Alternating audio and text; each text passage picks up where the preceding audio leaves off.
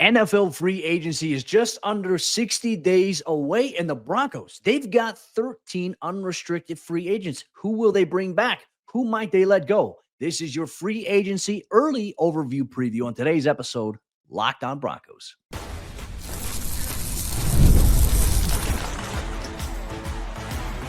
You are Locked On Broncos, your daily Denver Broncos podcast. Part of the Locked On Podcast Network, your team every day. What's happening, Broncos Country? Welcome into another episode of Locked On Broncos, your daily Denver Broncos podcast, part of the Locked On Podcast Network, where you know it is your team every single day.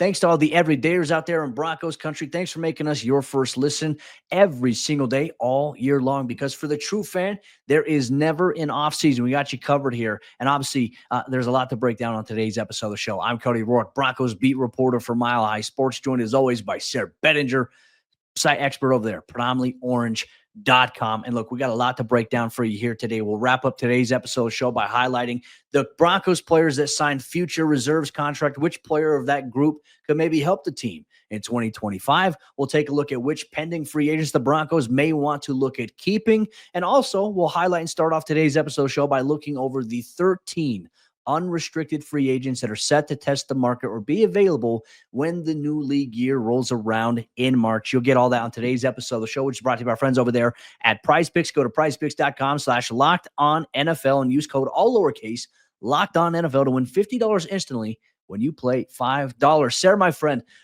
free agency, one of the funnest times of the year here. And I always feel like we always have a debate every year. Would you rather have the NFL draft first or NFL free agency? If you flip-flop the order on that, I wonder how teams would approach maybe spending money. I think it makes things very interesting. Probably never going to happen in the NFL side of things here. Always a fun thing to entertain and ponder. But we do know free agency is right around the corner, and the Broncos, they have 13 players on their roster right now who are set to become unrestricted free agents. 13 players set to become unrestricted free agents, and a list that the Broncos started to take care of months ago. Obviously, we've seen extensions for guys like Jonathan Cooper, Garrett Bowles, Quinn Miners. Those guys have been taken off the board, which is great news because now we don't have to go into these offseason episodes wondering, are the Broncos going to be able to bring back Quinn Miners? Are they going to have to franchise tag Garrett Bowles? Are they going to be able to bring back John? We don't have to ask those questions. Thankfully, George Paton in the front office took care of that. However, there are some notable players on this list of unrestricted free agents. And I'll just kind of walk through the offensive side of the ball here quickly, Cody. Quarterbacks Jarrett, Stidham, and Zach Wilson. I know we'll probably spend plenty of time chatting about those guys this offseason. They're both unrestricted free agents, which could cause some shuffling of the Broncos quarterback room. We'll see what happens there. Starting running back Javonte Williams, second-round pick in 2021. He's going to be a free agent. Fullback Michael Burton, a Sean Payton favorite. He's a free agent. Lil Jordan Humphrey, another favorite of Sean Payton's, a free agent this year. And then offensive lineman Matt Peart and Quinn Bailey, both of those guys unrestricted free agents as well. So on the offensive side of the ball, you really don't have anybody, Cody, that I would say, oh my gosh, if the Broncos lose this guy, we're in big trouble. But at the same time, you have definitely some guys, there's some key role players that you want to be able to bring back. I think the biggest one that we got to look at here is quarterback, right? Like, is Denver going to go into the season with 3 QBs on their active roster here once again? Do they want to keep that room together? Obviously, we know how close that room has gotten with Bo Nix, Jarrett Stidham, Zach Wilson, their wives, how close they are as well. Like, these guys bonded. They did so many things together, this season. And obviously seeing the continuity and obviously the camaraderie in that room obviously is great. You love to see it. But part of me also wonders if Davis Webb, who's gotten some interest in some potential jobs, maybe some coordinator interviews could come up. I know his name got thrown out as a potential candidate for the New Orleans Saints, which is very interesting. Part of me wonders, could this room look entirely different if Davis Webb somehow gets a promotion elsewhere? Like, would he bring a Jarrett Stidham or a Zach Wilson with him? But if you had to choose right now, if you had to say like, okay, hey, going into 2025, if you're going to put a backup behind Bo Nix, if you had to choose between Jarrett Stidham and Zach Wilson, who would you choose in this situation? For me, I'm leaning a little bit more because of play style and traits. I'm leaning a little bit more towards Zach Wilson as the backup next year. I am as well, Cody, because I feel like in the ideal scenario for Zach Wilson, let's say he does need to be utilized for a stretch of games, which we hope that's not the case. Like we want Bo Nix to be able to play all 17 as he did this past year. But in the event that Zach Wilson would have to play a lot, I feel like you could get a high compensatory pick for when he ever leaves in free agency after the fact. Like if he plays well, even if he goes out and has a great preseason in Denver this next year, and I hope he does resign, I think that the Broncos could probably get themselves in position to have a nice compensatory draft pick in a couple of years down the line, because quarterbacks, they are going to make money on the open. I mean, backup quarterbacks, even, they're going to make quite a bit of money. And so for Zach Wilson, who's still a younger guy, I feel like he could probably draw the most interest. Now, Jarrett Stidham, I think, could go out right now in a situation like you said with Davis Webb to say, hey, if he goes and gets a job somewhere else, Jarrett Stidham could be his guy to start for a year or two. And I think that that would be logical. It would make sense. Zach Wilson, I feel like, needs one more offseason in Denver and time under Sean Payton to be able to increase his value, to get those millions that Payton has talked about they want to earn him down the line. I think he wants to stay in Denver, and I think that the feeling is mutual. I think Sean Payton wants to keep Zach Wilson in Denver once again. And the question is, like, I mean, they could hypothetically keep both Jarrett Stidham and Zach Wilson, or you keep one of those guys and then you draft. I don't say, do you draft a guy, maybe a late round pick? I don't know. I don't know if you want to do that. I mean, you could, or do you just bring in a guy as an unrestricted, an undrafted free agent and have him be your practice squad quarterback throughout the entire season? But that might be a path that Denver takes this upcoming season. Let's shift now to running back. Obviously, Javonte Williams, the only unrestricted free agent at that position here. And obviously, based on Javonte's body of work, the last couple of years have definitely been a struggle for him. And not all of it's been on him. But I think as we've gone down the line, we've seen game to game, he just might not be a scheme fit necessarily for what Sean Payton wants to do. And certainly I think his production this year after losing, 10 pounds, it definitely was frustrating. There were a couple of games where Javonte looked like Javonte that we saw in college and even his rookie year, but it was just far too inconsistent of a thing to see. He might be a guy that the Broncos will let test free agency, and if nothing formulates, they may be able to bring him back at a cheaper deal. But I don't think that Javonte is going to be back initially here once the start of free agency happens. And then even Michael Burton, I know he wants to come back to Denver here, but you're going to sign him to another 1-year deal at that point if you are bringing him back. Or you look at Nate Adkins at that position. I mean, I don't know what Denver's plan is here. It's very interesting to see, but like Michael Burton wouldn't be a costly move. Like that's an easy, move that the Broncos can make without it impacting them negatively. I'm a little more curious on your thoughts on the defensive line, because that's where some of the bigger names are here for this team. Yeah, defensive lineman D.J. Jones, the biggest name on the defensive side in terms of free agency, played around 38% of the snaps this past season. I think the Broncos could re-sign him at a very reasonable price. And if that's the case, just give him a 2-year deal, bring him back into the fold, fortify your depth there, bring back that whole group. I mean, that's key sometimes, is continuity, right? And so DJ plays his role. I think you can get him for a reasonable price. Cody Barton, Justin Cernod, Zach Cunningham at the linebacker position, which I believe is going to get completely overhauled. And then you have Alex Singleton, who, he's in the final year of his deal with very little dead money. And I wouldn't be surprised if the Broncos ask him to redo that deal in order to come back if he comes back. Cornerback, special teamer, Tremont Smith, and then punter Riley Dixon. Cody, I think this is where you have a number of guys that you would say, okay, this is a situation where either we re-sign some of these guys or we're going into the offseason knowing we have to overhaul a little bit. I mean, we're talking about the run defense. I mean, DJ Jones is a critical piece of that. Yeah. Cody Barton and Justin Cernod were your primary starters this last year at linebacker. Do you let those guys go in free agency and try to bring in just completely new blood at that position? And then special teams. I mean, Tremont Smith and Riley Dixon, like those are two of your core key special teams guys. I feel like the Broncos could bring back most of these guys if they wanted to at a reasonable rate, but I also wouldn't be shocked to see them try to upgrade at over many of these guys either. Yeah, no, and you mentioned like 3 inside off-ball linebackers at this point. Now, I think the only guys you have left, if I'm not mistaken, I think it's just Lavelle Bailey, if I'm not mistaken, and obviously Alex Singleton, as you mentioned. So that room will probably be addressed here. I think if your idea, and obviously Drew Sanders, I forgot about him. I think your idea is if, let's say, Drew Sanders is going to be the guy the Broncos say, hey, we're going to look in-house. We believe this guy can evolve to be the guy that we need, or he's got the prototype there to play seamlessly well next to Alex Singleton. If Singleton is back, then I think you try to bring Sternad back. Not only he didn't get to play as much special teams this year because of his role as a starter, but man, he and Tremont Smith have been their best special teams players over the last handful of years. I think Tremont will be back in Denver. And I think that Justin will be back in Denver. And obviously, he's shown the capability of being able to start for you. But I think that Denver's going to go in a different direction in terms of who they have envisioned as their starters for next season. They could look in the draft. They could look in free agency. But that's when I agree with you, Sayre. I think it will be different here this season. And I think that, you know what? I'm very curious for your thoughts on this. I think you bring Riley Dixon back because he's been probably the most consistent, steady guy that you've seen. Of course, there were a couple of games this year where you needed him to play bigger and he didn't. Cincinnati being one of them, LA being one of them.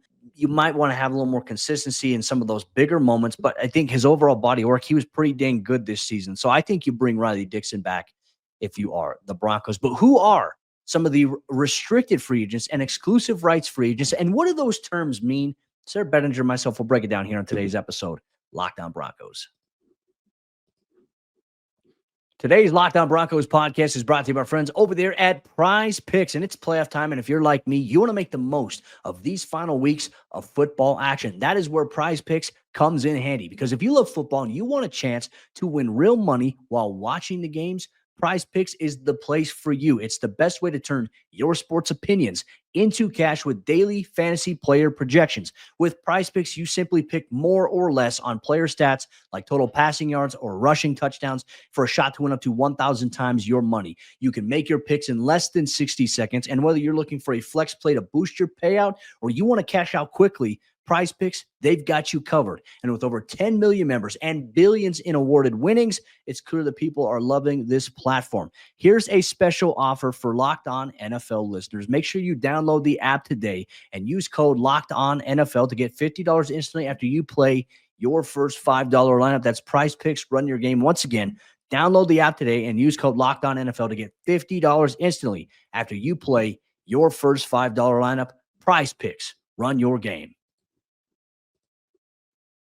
There are a number of restricted and exclusive rights free agents on the Denver Broncos that will be no-brainers for the team to bring back. But what do those terms even mean, and which players qualify for those titles? Well, we're going to break that down on today's episode at Locked On Broncos, and we have a couple of starters in the mix there to be chatting about as well. But Broncos Country, thanks so much for making us your first listen of the day every single day, especially those of you everydayers who rock with us all throughout the offseason. Hit subscribe if you haven't done so already, so that we get to the top of your YouTube algorithm or the top of your podcast feed every single day, so that you know exactly what's up with your Denver Broncos this offseason.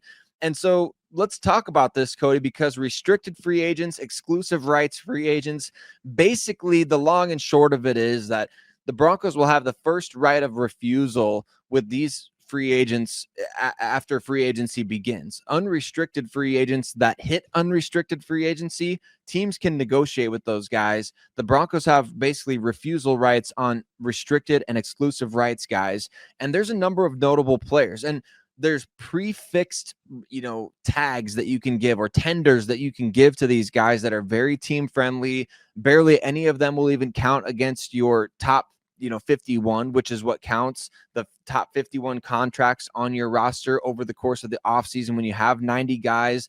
So I know it sounds like a mouthful, but really the short version of this is that anybody who's a restricted free agent or exclusive rights free agent is almost guaranteed to come back to Denver if the Broncos want them. Yeah, and so who are some of those names? You mentioned a couple of guys who could be starters, key starters at that point too. Long snapper, Mitchell Fraboni. Look, and when you're not seeing or hearing your long snapper's name being called, it's a really good thing.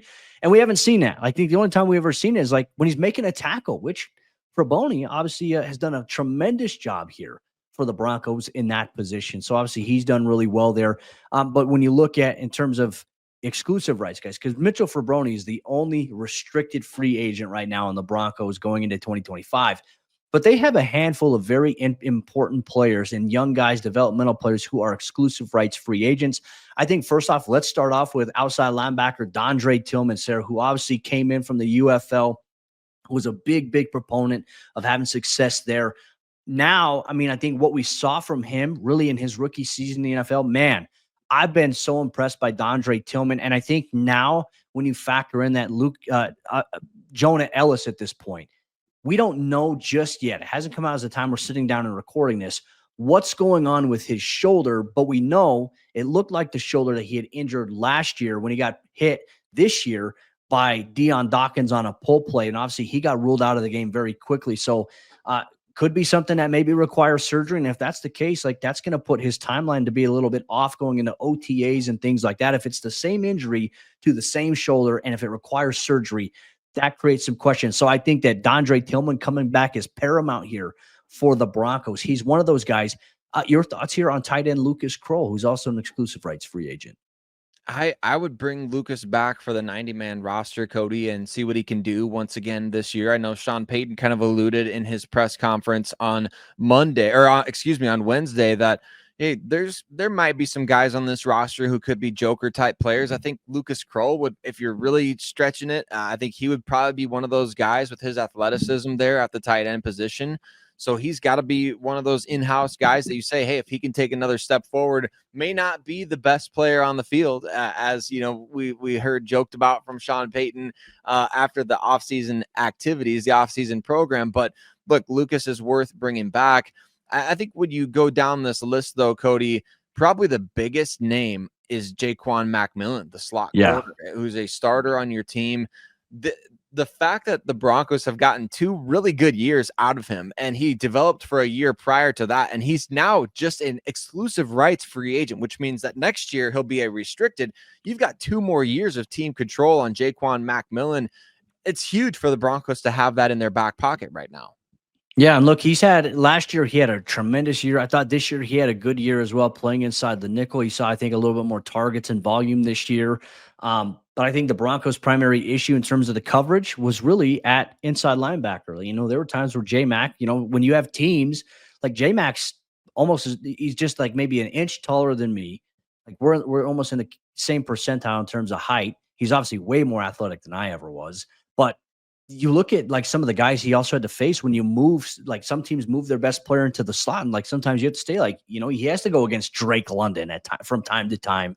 You know, you're going to give up some catches playing in that position. It's the hardest position right now to play in football is inside the nickel. But the Broncos have on tape, they're like this guy, and you've seen several key third down pass breakups from him. You're like, this guy is too good to let out of your building. And I know that the Broncos, I don't think they're going to let him out of the building.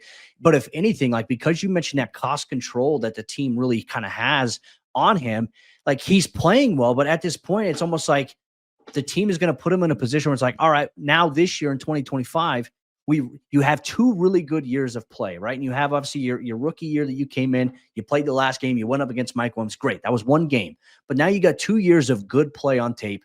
We need you to prove that here in the 3rd year before we look at maybe giving you a contract extension. I don't think he hits a restricted free agency next year, even though it's cost controlled. I think Denver finds a way to reward him this season with maybe an in-season contract extension. I think, you know, his body work has definitely shown he deserves that.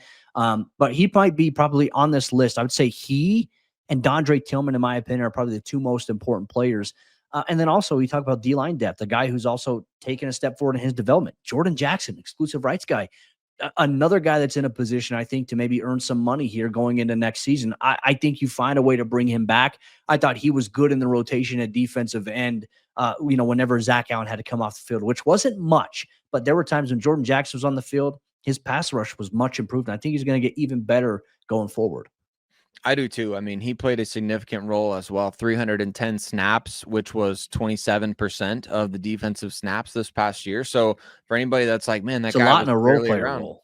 It's a lot. That's a lot of snaps. And so he played quite a bit. And I think the Broncos will want him. I think, Cody, just like with the offensive line, I don't know if it works exactly the same, but I mean, I feel like you want to have some continuity there on the defensive front, and you can have that if you're the Denver Broncos. And so because of the price to bring these guys back, and it's not prohibitive by any means, like it's less than $1 million to bring most of your exclusive rights free agents back. And so you're going to get these guys back because you need to have your roster rounded out with depth players like this, especially guys that you've been developing. So Devin Key, another guy, Cody, who's an exclusive rights free agent. I think it's kind of just a no-brainer to throw him back into the mix this offseason and see if he can make progress, see if he can compete for a roster spot this year. So I would say bringing most of these guys back is probably in the cards for the Denver Broncos in 2025.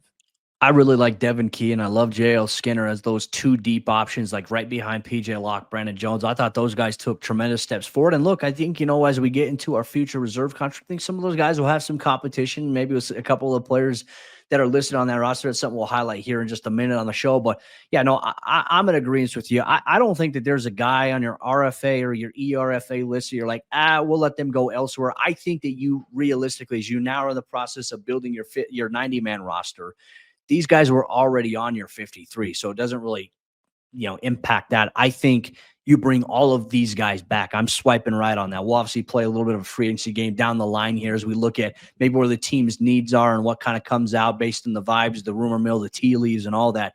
You'll get that. But the Broncos, they also added 14 players to futures reserve contract list as they build up towards their 90-man roster. Which players of that bunch could have the best chance to see time on the field in 2025? We'll break that down and much more here on today's episode, Locked On Broncos. Today's episode of Locked On Broncos is brought to you by our friends over there at Intuit TurboTax. Taxes are waiting and wondering and worrying if you were going to get any money back, and then waiting, wondering, and worrying some more. Now, Taxes is matching with a TurboTax expert who can do your taxes as soon as today. An expert who gives your taxes their undivided attention as they work on your return while you get real-time updates on their progress so you can focus on your day. An expert who will find you every deduction possible and file every form, every investment, everything with 100% accuracy. All so you can get the most money back guaranteed. No waiting, no wondering, no worries. Now this is Taxes. Get an expert now on TurboTax.com. Once again, TurboTax.com. Only available with TurboTax Live full service, real-time updates only in iOS mobile app. See guarantee details at TurboTax.com/guarantees. The fourth quarter action of today's episode, Locked On Broncos, is here, and the future is now, old man, as they say. The Broncos, they signed 14 players to future reserve contracts, and I think it's always fun to maybe look at players who have high-tag developmental traits that could maybe impact the roster going into 2025. We'll break all that down here on today's episode show. Thanks once again to everyone in Broncos Country, all the everydayers, for making us your first listen of the day every single day. Make sure if you're not an everydayer already, you become one so you never miss out on what's going on with your favorite team every single day, all year long, because for the true fan, you can finish it for me. There's never an off season. All right, Sayre, let's get into our conversation here, my friend. Obviously, at the end of the year, you're always waiting and you're wondering, okay, what are the futures reserve contract situations going to look like? Usually teams will make it, a handful of their practice squad players, but you're also going to see a handful of other players who are set to become free agents from other teams, in terms of practice squad stuff. Like, really, you can negotiate. I think you could bring someone on a future contract that really right after the season ends. I think it's different for the practice squad than it is standard free agency. So the Broncos, they brought back 14 of their 16 practice squad type players here. Some very interesting names I think that we'll go through here. And I think, some names that they didn't, sign and bring back here. But let's take a look real quick. And obviously there were 17 of them because they had the international player designation for obviously tight end Thomas Yasmin. That will now, I think, go away unless they have to apply for it again. I'm not sure how that works. That's definitely something it's a little foreign to me. But man, a handful of players that the Broncos are bringing back here in 2025 that were on their practice squad on scout team for a majority of the season. We talk so much about player development. That's a huge emphasis for the organization. So with that said, Sayre, like, of all the players that were brought back, who are you most excited to maybe see a little bit more of? Well, I think everybody in Broncos country, Cody, is excited to see A.T. Perry. I'm sure a lot of the listeners are as well. I probably averaged at least a comment per week about A.T. Perry on the show. So for those of you that are clamoring for A.T. Perry, look, just get ready for June, July, and August next year when he's going to have his chance to really audition for this team. I'm excited to see him, Cody. I really am. I mean, a 6'5" receiver that can run a 4.4 in the 40-yard dash and had 4 touchdowns in his rookie year. Like, let's get that guy some opportunities to go make plays on the football. He's probably the one that I would be most excited about, and I'm guessing that most of Broncos country would agree. I kind of want to see what Thomas Yasmin could do. I want to see what he can do out there, man. I mean, he made some plays at Utah that you're kind of like, okay, like this guy he's got some wheels. He can scoot a little bit. And so let's get him the ball a few times as well and see if he can make plays. It's always going to be the playmakers for me, Cody, when we're talking about who we're most excited for. Maybe some guys off the edge as well, but I think what's cool is that a number of these players that we see getting reserved future contracts from the Broncos, like Reese Taylor, Keidron Smith, Nick Gargiulo, Matt Henningsen, Tanner McAllister, Calvin Throckmorton, like these guys were promoted to the 53-man roster, even if only briefly at times this past season. Yeah, and I think that's very important to note. And look, in the last segment, you and I were talking about Devin Key being an exclusive rights free agent. I talked about how I like the depth there between J.L. Skinner, Devin Key behind Brandon Jones, P.J. Locke. But, I mean, I think we also have to have the conversation here. Like, Tanner McAllister got promoted to the 53-man roster to play some special teams. And I thought he did really, really well when he was in on special teams for Denver. But also, this is where Keidron Smith, who was kind of that undrafted guy that everyone's like, wait, who's Keidron Smith? Like, this guy's making plays here left and right. He made the 53-man roster after the preseason because he had a stellar preseason for the Broncos, played special teams, came up against the run, had several interceptions in the preseason campaign there. And it's like, all right, Denver's got some talented players there. And so for me, I agree with you on A.T. Perry. Like I said, he was a fun player to watch in practice. In individual drills, they do routes on air in certain situations there. And you can just tell, like, he tracks the football really well. You mentioned his 6'5" size, his speed and explosiveness is definitely visible. And I know a lot of fans are like, how come we didn't see him in the regular season? Look, Denver's got other guys in that position right now. You're not going to rob Paul to pay Peter necessarily there. And I thought, like, once they released Josh Reynolds, I was thinking, okay, hey, maybe we could see A.T. Perry. But there's a plan. And also kind of, we asked that question, like, how come we didn't get to see much of Lucas Krull last year? Down the stretch we did, but then we started thinking to ourselves, oh, okay, like there is a reason. Like you got to factor in the rest of your roster there as it stands before you can just, put another guy in there. You have a rotation, you have a pecking order. Lil Jordan Humphrey's unrestricted. So now, because of that, this is where I think A.T. Perry could maybe come into the mix. He could be a player that's in-house that could have a big impact for the Broncos.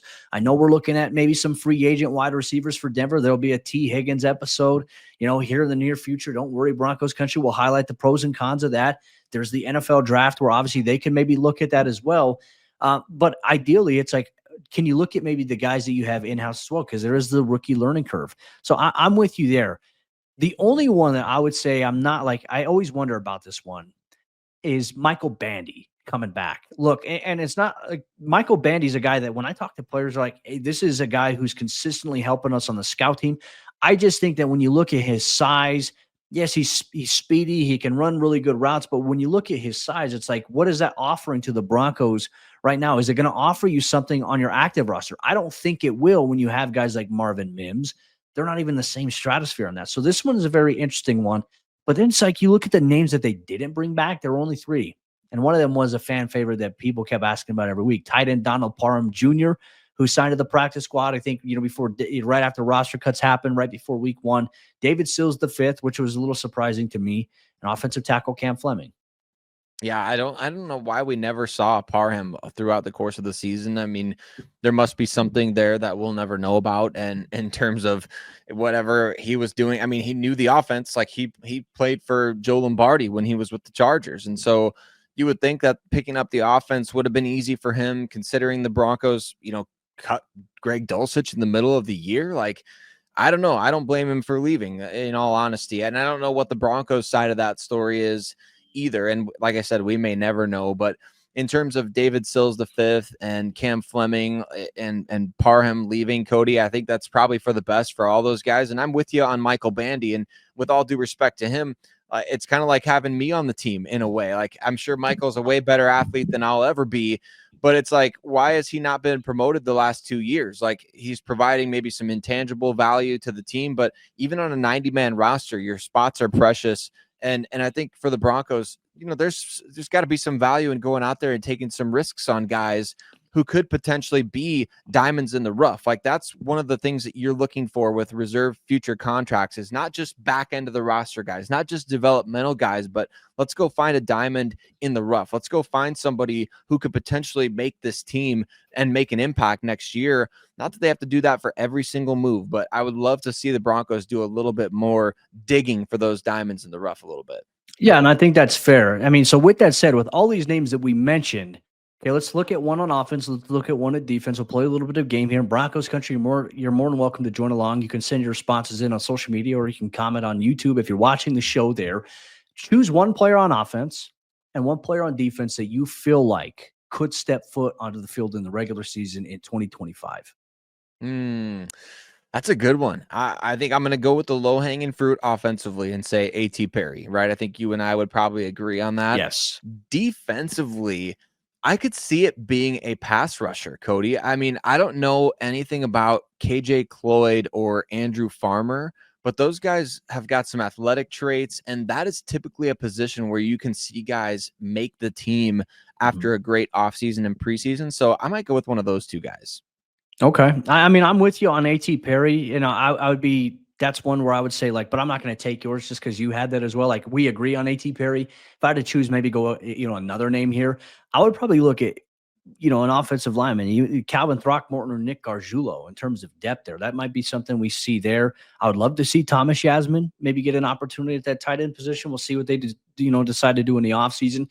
Defensively, though, if I had to pick one name, I would go with KJ Cloyd here. And he was a guy for the Broncos, really kind of under the radar. Like, I don't remember ever hearing about them signing him to the practice squad. That's one of those names, but he was a special teams, like, scout team player of the week in terms of practice squad player of the week, scout team player of the week for them. And he's a player that, talking to a couple of Broncos players in the locker room, a couple of starters, they said that he's a guy that does have some promise to him, that he has some traits, and he works really hard. He was a name that later on in the year you started to hear a little bit about. And veteran guys in the locker room were like, hey, this guy, hey, he's got something to him. He might be one of those under the radar gems. So, like, maybe, Sayre, we're talking about KJ Cloyd in the preseason here or in training camp once July and August rolls around. So I would go with an offensive lineman, either Calvin Throckmorton or Nick Gargiulo, and I'd go with KJ Cloyd at this point. Broncos Country, feel free to send yours in to us here on Locked on Broncos. But that'll wrap up today's episode show. Real quick, though, Sayre, let's do this. Let's go through. Obviously, there are NFL divisional games here this week. Texans, Chiefs, that's going to be one of them. Bills, Ravens. Then you've got Eagles, Rams. And then you got Lions, Commanders. Let's go through and let's give our picks here real quick. You pick the games first, and I'll share my results with you afterward. Well, I'm taking the Chiefs against the Texans, and I'll take the. Do I want to go the Bills or do I want to go the Ravens? That's the toughest game to pick, I think, right now. I'll take Buffalo playing at home. I'll say they keep their streak alive here, Cody. Okay. I'm taking the Eagles. I hate that it's Eagles Rams because I would love to see I would love to see that be the NFC Championship. It's going to be a great game, but I'll take the Eagles in that game. And then I've been kind of disrespecting the Lions inadvertently. I know that the Lions have a lot of injuries, but I'm going to take the Lions at home. So I'm going straight across the board home teams this weekend, Cody. I would love to see the Commanders pull off an upset, but man, I don't know. I don't know what upsets to really go for besides maybe the Ravens on the road, but I'm interested to hear what you think. Yeah, look, I think as much as everyone would love to see the Chiefs bounced out, I don't think the Texans will be able to compete. I mean, the Chiefs are fully healthy. Maybe the draw will be like, hey, Kansas City, the starters have had 3 weeks of rest, essentially. Is there rust associated with that? Obviously, there's been times this year where, hey, they've been in a lot of one-score games here. Kansas City has. Unfortunately, I'm going to go with the Kansas City Chiefs here in that game. I'm going to go with the Ravens finally getting over the hump there. They're going to beat Josh Allen and the Buffalo Bills. That's going to be a tough game, though. But I think that the neutralizing factor of having Derrick Henry there, that's going to be big for them. I got the Lions winning. I know David Montgomery, I think, is going to be back. So he and Jahmyr Gibbs together, that's going to be a nice little combo to watch there. But they are a team that I could see maybe falling, like being susceptible to maybe being upset a little bit, in terms by the Commanders. And obviously Jaden Daniels, they're playing fantastic football right now. I am going to go with an upset here. I think the Rams are going to beat the Eagles this weekend. I think Matthew Stafford, Sean McVay, they're on a little bit of a under the radar revenge tour, so to speak. And right now, Stafford and them, they're playing their best football. They're as relatively healthy as they can be. So I got the Rams over the Eagles. And with that said, Broncos Country, that'll wrap up today's show. Sarah and I will be back on Monday. We're going to begin our overall season review. We're going to take a look at every position on the Broncos offensive side of the ball. We're going to look at what we saw from that room, where they can grow. If there's any free agents, do you sign them? Do you bring them back? And what should they do to address that either in free agency or the draft? We're going to begin that on Monday. We're going to start with quarterback position here on Locked On Broncos. We'll see you then.